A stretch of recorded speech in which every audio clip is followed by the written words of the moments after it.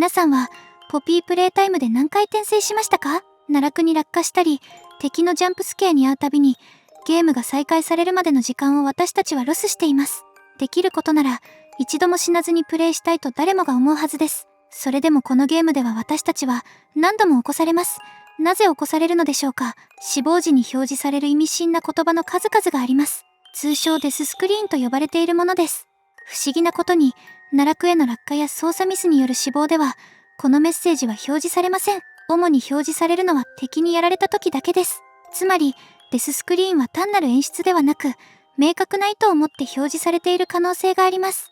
この謎を解明するため、パソコンやプレステ、スイッチを含めて総プレイ時間500時間を超える解説考察系 YouTuber のホラムビが、今年の夏から集めてきたデススクリーンの言葉をもとに、解説と考察を行っていきたいと思います。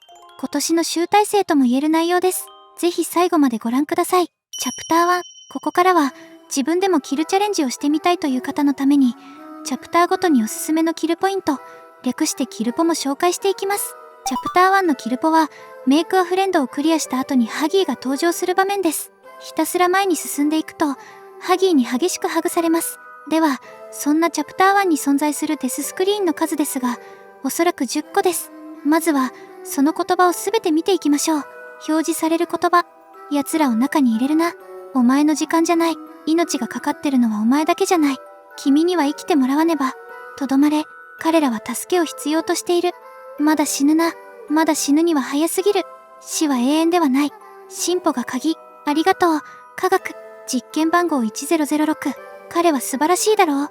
ちなみに、これらの言葉は、ほぼすべて最後に、起きろ、ゲラップというメッセージで締めくくられています。今回は内容に集中するため、この部分については今後すべて割愛します。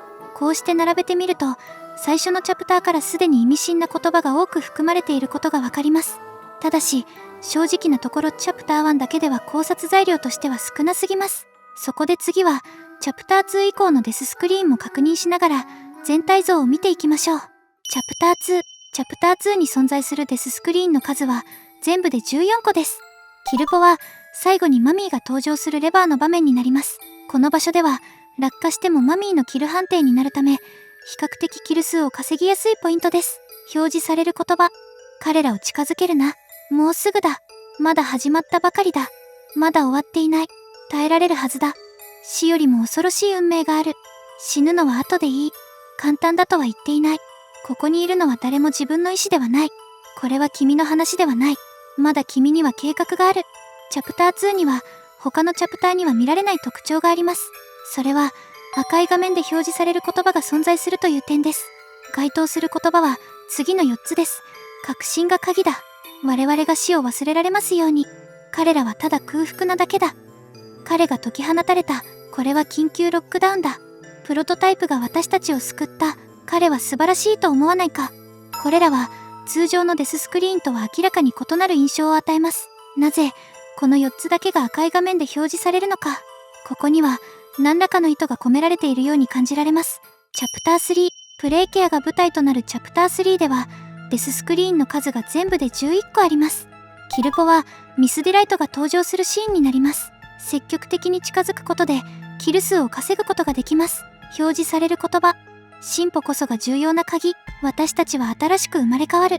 君の休憩は終了だ。君を待ってはいられない。これらの魂には安らぎが与えられるべきだ。キャットナップが来る。プロトタイプに敬礼。彼は素晴らしいやつだと思わない？窓が恋しくなってしまいそうだ。収穫の時期だ。体はまだ新鮮である。この研究は埋もれたままにしておくべきだ。誰も離れてはいけない。この場所を焼き尽くしてくれ。君はまだ死ぬことはできないし、ここまで確認してくると、この時点でいくつかの共通点が見えてきます。一つ目は、プロトタイプを称賛する言葉が含まれていることです。二つ目は、主人公がまだ死ねない存在として扱われていることです。三つ目は、進歩やイノベーションが重要な鍵として語られている点です。四つ目は、喜びの時間を思わせる言葉が含まれていることです。ここまでで、全体の大まかな構想が見えてきました。語り手は一人ではなく、それぞれのテーマについて異なる立場の存在が語っている、そんな構成が浮かび上がってきます。チャプター4。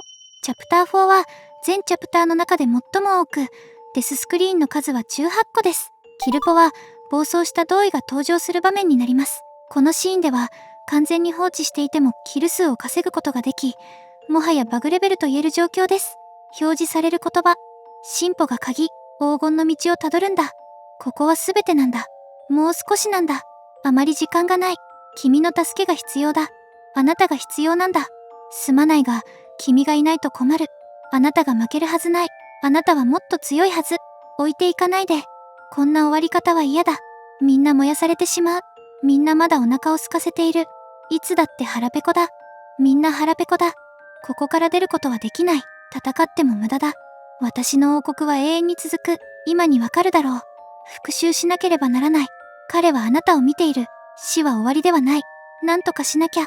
チャプター4では、これまで以上に語り手の存在がはっきりと分かれている印象を受けます。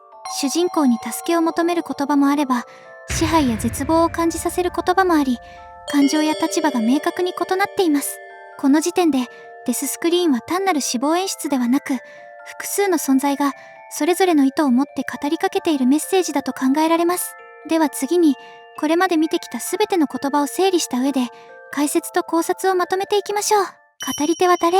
ここまで見てきた4つの構成を軸にして、語り手が誰なのかを考えてみましょう。プロトタイプを褒めている人物。まずは、プロトタイプを称賛する言葉についてです。これらの言葉を語っているのは、ソーヤー博士とキャットナップだと考えられます。ポピープレイタイムの中で、プロトタイプに対してこのような評価を与えているのは、この2人しか存在しません。ソーヤー博士にとって、プロトタイプは興味深い研究対象です。一方でキャットナップは、プロトタイプを神として崇拝しています。さらに注目すべき点として、キャットナップの言葉は、赤い画面で表示される特別なデススクリーンに含まれています。興味深いことに、この要素はチャプター2の時点ですでに伏線として登場していました。主人公は死ねないと語る言葉。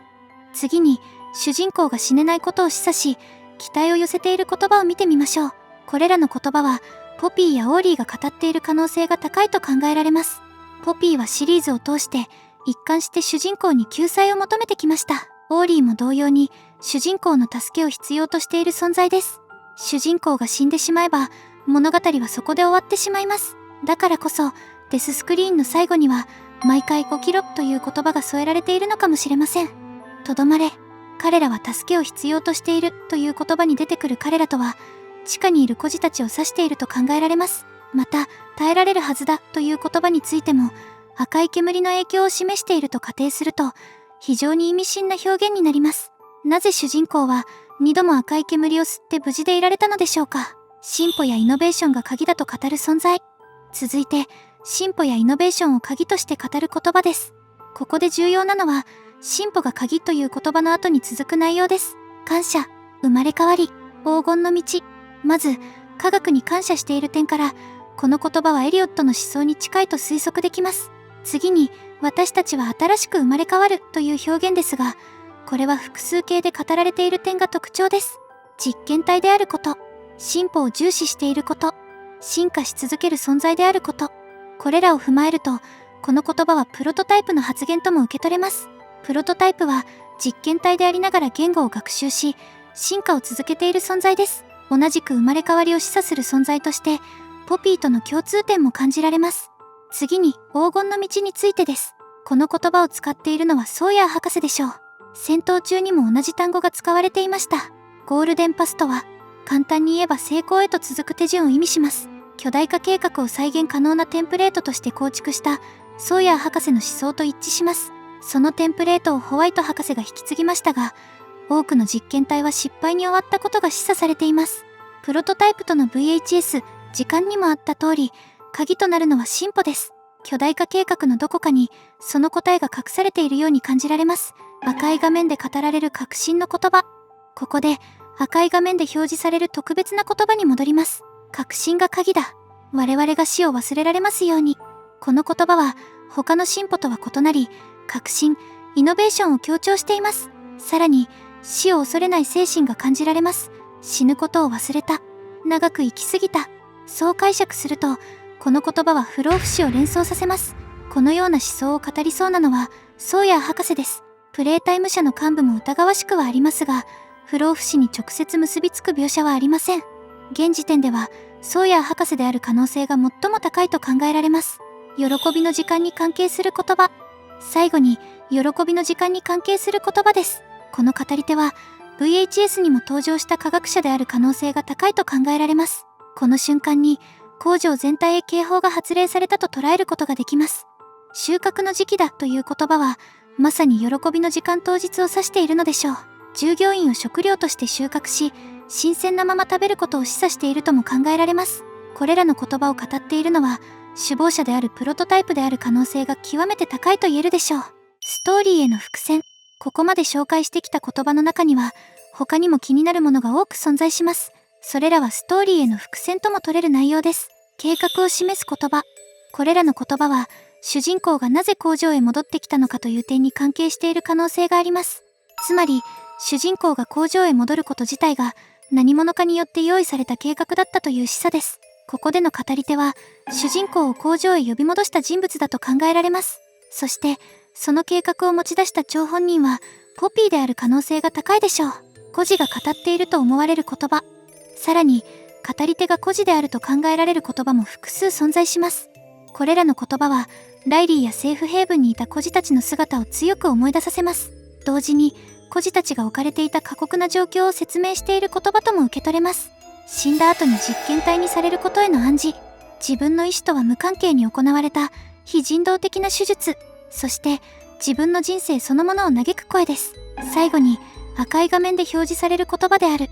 彼らはただ空腹なだけだ。これは地下に広がる過酷な環境そのものを表しているように感じられます。肉体的にも精神的にも追い詰められた状況。それがデススクリーンという形で私たちに突きつけられているのかもしれません。重要な言葉。最後に特に興味深い言葉を見ていきましょう。これらは今後のストーリーに深く関わってきそうな言葉です。注目すべき言葉。ここからは一つずつ確認していきます。ここから出ることはできない。戦っても無駄だ。この言葉はプロトタイプのものだと考えられます。作中でポピーに対して同じ内容の言葉を語っていた場面がありました。相手の抵抗を否定し、支配を前提とした言葉です。彼はあなたを見ている。死は終わりではない。死ぬのは後でいい。死は永遠ではない。これらの言葉については非常に判断が難しい部分です。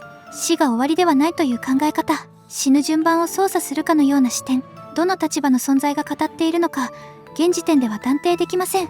これらの魂には安らぎが与えられるべきだ。この言葉は明らかに他者を思いやる内容です。利己的な思想を持つソーヤー博士の言葉とは考えにくく、ポピーの発言とも少し異なります。候補として考えられるのは、キャットナップ、プロトタイプ、あるいは孤児を気にかけていたステラです。この語り手については、視聴者の皆さんの意見も聞いてみたいところです。私の王国は永遠に続く、今にわかるだろう。この言葉は、エリオットの思想と強く重なります。エリオットはプレイタイム社を大きく成長させ、会社はおもちゃ工場の王様とも呼ばれていました。ただし、この言葉が現在進行形で語られている点を考えると、プロトタイプがエリオットである可能性を示唆しているようにも感じられます。チャプター5で、プロトタイプが何かを仕掛けてくる前触れとも受け取れます。この研究は、埋もれたままにしておくべきだ。誰も離れてはいけない。この言葉には、強い違和感があります。ここで言う研究とは、巨大化計画に関するものだと推測できます。埋もれたままにしておくべきだという表現から、過去の出来事であることが示唆されます。つまり、喜びの時間以降に語られた言葉である可能性が高いということです。それにもかかわらず、誰も離れてはいけないと語られている点が、未だに謎として残ります。語り手も含めて、今後の展開を待つ必要がある言葉です。もうすぐだ。まだ始まったばかりだ。まだ終わっていない。これらは、すべてチャプター2で登場した言葉です。時間の経過に関する表現だと感じられます。待ち望んでいた出来事が始まり、終わったはずなのに、まだ続いている。そんな未練や執着が込められているようにも見えます。復讐しなければならない。最後にこの言葉です。チャプター4で登場したデススクリーンで、作中ではポピー自身も同じ言葉を口にしていました。では、この語り手はポピーなのでしょうか。実は、この言葉はほぼ全てのキャラクターに当てはめることができます。ポピーであれば、プロトタイプや自分を解剖した研究員に対して、プロトタイプであれば、プレイタイム社そのものに対して、エリオットであれば、会社を地獄のように変えた幹部たちに対して、ソーヤー博士であれば自分を実験体にしたレースやホワイト博士に対して、ステラであればソーヤー博士や会社の幹部に対して、孤児たちであればラボの研究員に対して、主人公であっても同僚を消したプロトタイプに復讐心を抱いていても不思議ではありません。つまりポピープレイタイムという世界そのものが誰かが誰かを恨み復讐を望む感情で満ちている、そうしたテーマが描かれているように感じます。チャプター5でこの復讐という感情がどのように描かれるのか、今から楽しみですね。チャプター5の公開後には改めて見直したい内容でもあります。今年は多くの動画をご覧いただき本当にありがとうございました。皆さんも体調に気をつけて来年も元気な姿でお会いしましょう。